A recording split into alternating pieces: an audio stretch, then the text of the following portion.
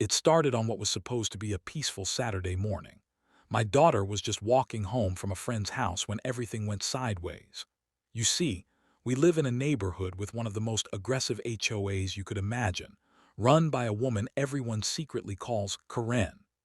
This woman believes she had the right to control every detail of everyone's life, from the color of your mailbox to whether or not you parked in your own driveway.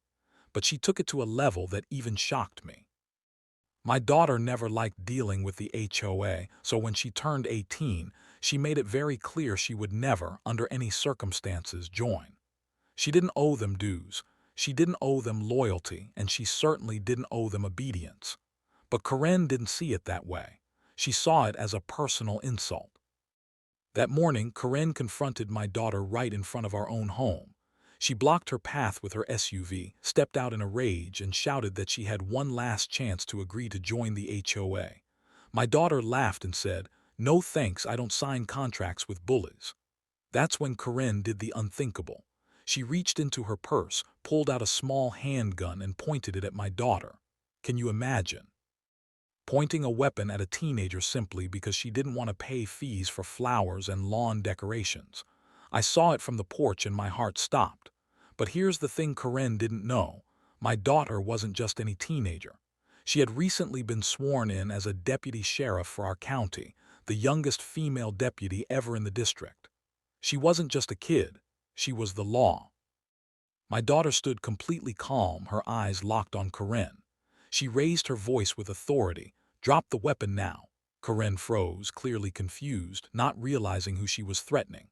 My daughter repeated the command, pulled back her jacket to reveal her badge and sidearm, and suddenly Karen's face turned pale.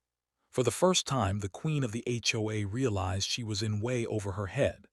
The neighbors began to gather, phones recording, whispers spreading as everyone witnessed what was happening.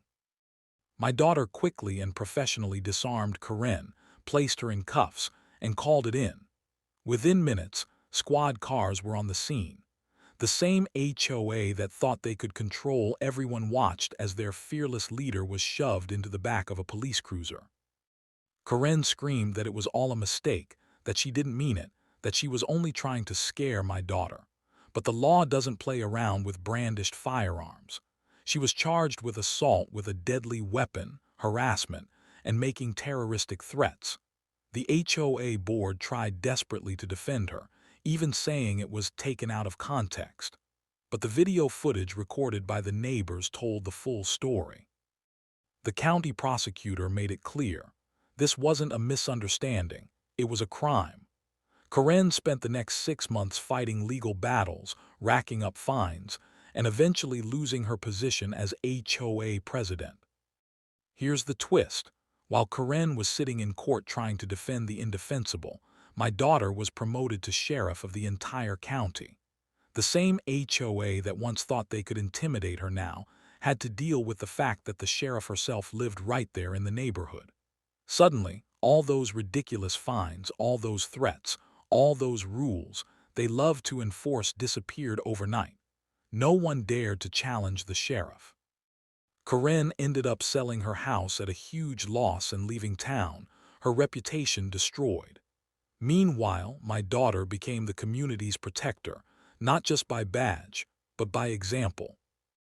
And the best part, every single neighbor now says the same thing. They're glad my daughter stood her ground. Because in the end, this wasn't just about an HOA gone wild. It was about courage, justice, and the sweet satisfaction of watching power-hungry bullies finally get exactly what they deserve.